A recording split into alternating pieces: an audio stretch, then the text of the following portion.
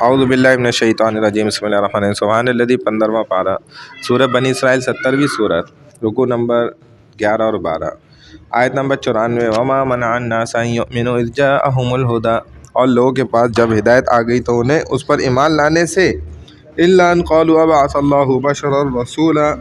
صرف اس بات نے روک دیا کہ کیا اللہ نے انسان کو رسول بنا کر بھیجا ہے قل لو كان في الارض ملائکۃ یمشون مطمئنین لنزلنا علیہم من السماء ملکا رسولا اے نبی صلی اللہ علیہ وسلم آپ فرما دیجئے کہ اگر زمین میں فرشتے اطمینان سے انسانوں کی طرح چل رہے ہوتے تو ہم ضرور ان کے پاس آسمان سے کوئی فرشتہ ہی رسول بنا کر بھیجتے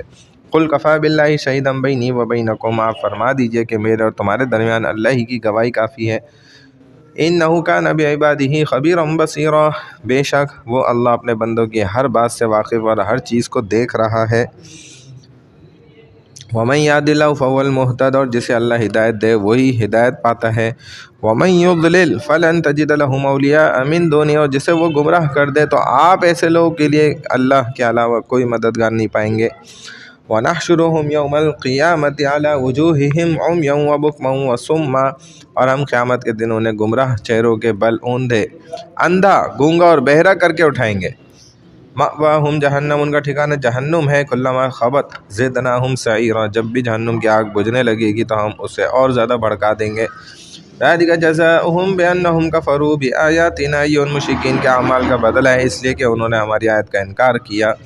وقالوا اذا كنا عظاما ورفاتا انا لمبعوثون خلقا جديدا اور یہ کہا کہ کیا جب ہم ہڈیاں اور ریزہ ریزہ ہو جائیں گے تو پھر ہم نئے سرے سے پیدا کر کے اٹھائے جائیں گے اولم يروا ان اللہ الذي خلق السماوات والارض قادر کیا انہوں نے مشرکین نے نہیں دیکھا کہ جس اللہ نے آسمان اور زمین کو پیدا کیا وہ ان جیسے انسان پیدا کرنے پر بھی مکمل قدرت رکھتا ہے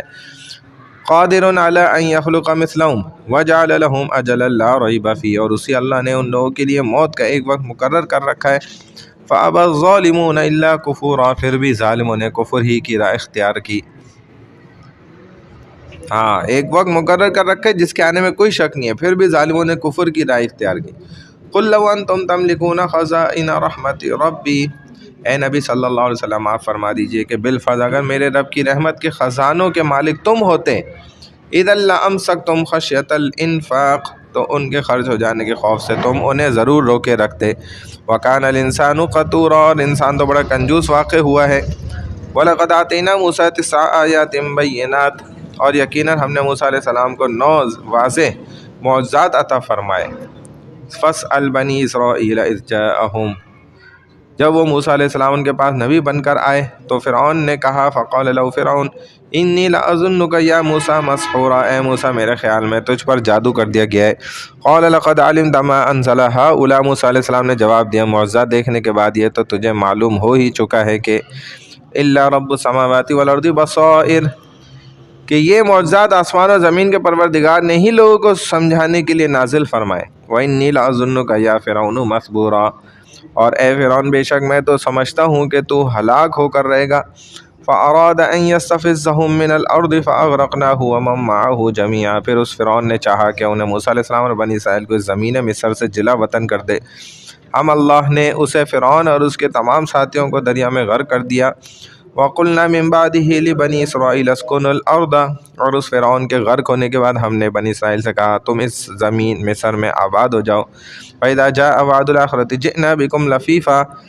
پھر جب آخرت کا وعدہ وقت آ جائے گا تو ہم تمہیں اکٹھا کر کے لے آئیں گے وَبِالْحَقِّ أَنزَلْنَاهُ وَبِالْحَقِّ نَزَلَ اور ہم نے اس قرآن کریم کو حق کے ساتھ نازل کیا اور یہ حق کے ساتھ ہی نازل ہوا ہے